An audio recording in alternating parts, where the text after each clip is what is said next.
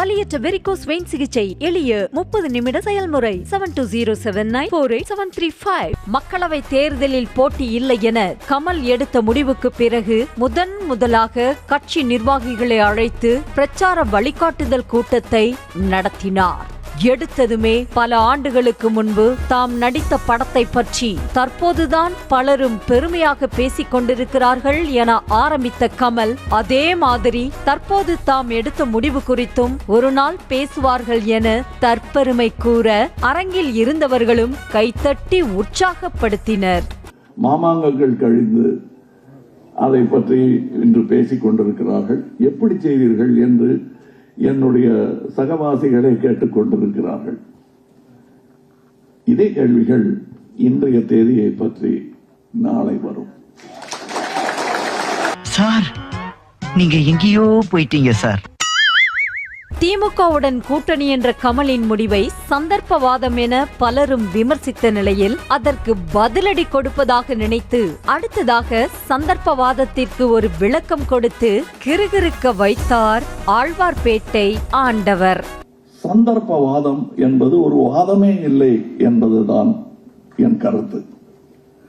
சந்தர்ப்பம் என்பது ஒன்று இருக்கலாம், வாதம் என்பது தனியாக இருக்க வேண்டும். நமது வாதத்தை சந்தர்ப்பத்திற்கு ஏற்ற மாதிரி எல்லாம் மாற்ற முடியாது. அடுத்து முக்கியமாக டிவியை உடைத்த சாப்டருக்கு வந்த கமல்ஹாசன், டிவியும் ரிமோட்டும் இன்னும் தனது கையிலேதான் இருக்கிறது என்றார். ஆனாலும் அந்த டிவிக்கான கரண்டையும் ரிமோட்டுக்கான பேட்டரியை உருவ பார்க்கும் சக்தி மத்திய அரசிடம் இருக்கும் போது இதுக்கு மேல அந்த ரிமோட்டை எரிந்தால் என்ன, வைத்திருந்தால் என்ன என கமல்ஹாசனே ஒப்புக்கொண்டார். ரிமோட் எடுத்து அடிச்சிங்களே டிவியில, அந்த ஆளு தானே இப்ப அங்க போறீங்க அப்படின்னு சொன்னாங்க. ஐயா, ரிமோட் என்ன கையில தான் இருக்கு.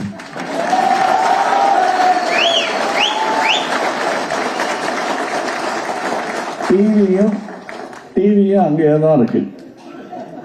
ஏன்னா நம்ம வீட்டு ரிமோட், நம்ம வீட்டு டிவி. ஆனால் அந்த டிவிக்கான கரண்டையும் ரிமோட்டுக்கான பேட்டரியும் உருவப்பாக்கும் ஒரு சக்தி ஒன்றியத்தில் உருவாகி கொண்டிருக்கிறது.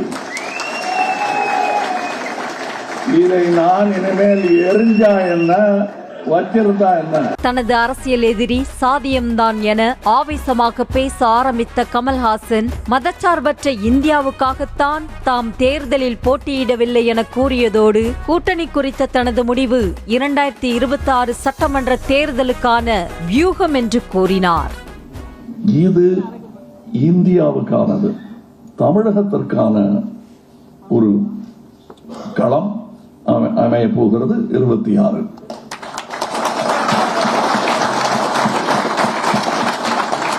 இதில் நான் துணைத் தலைவர் பேசும்போது தியாகம் என்று சொன்னார்கள். இது தியாகம் என்பதை விட வியூகம் என்றுதான் நிகழ்ச்சி. இப்படி கமல் பேசிக் கொண்டிருக்கும் போதே கூட்டத்தில் இருந்து தலைவா நாங்க இருக்கோம் என ஒரு குரல் ஒலித்தது.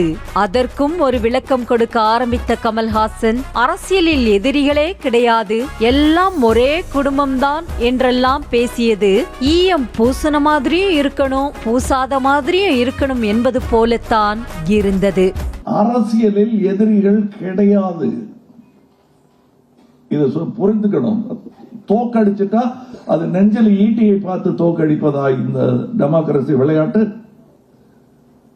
அவர்கள் செய்ய தவறியதை நான் செய்கிறேன் என்பதுதான், மற்றபடி இது குடும்பம். கமல் பேசும்போது கூட்டணி குறித்த தனது முடிவு குறித்து நிர்வாகிகளுக்கு புரிய வைக்க வேண்டும் என்பதற்காகத்தான் இந்த கூட்டம் என ஸ்டேட்மெண்ட் கொடுத்தார். அப்படி என்ன புரிய வைப்பார் என்று பார்த்தால், பிள்ளைங்க கிட்ட எல்லா கணக்கு வழக்கையும் சொல்ல வேண்டிய அவசியம் இல்லை என தடாலடியாக அப்படியே மாற்றி பேசினார். நடக்கிற எல்லா விஷயத்தையும் உங்ககிட்ட சொல்ல வேண்டிய அவசியம் இல்லை என பாலிஷாக பேசியது கூட புரியாமல் மக்கள் நீதிமய்யம் கட்சியினர் கைத்தட்டி ஆரவாரம் செய்ததை பார்க்கும்போது பரிதாபமாகத்தான் இருந்தது.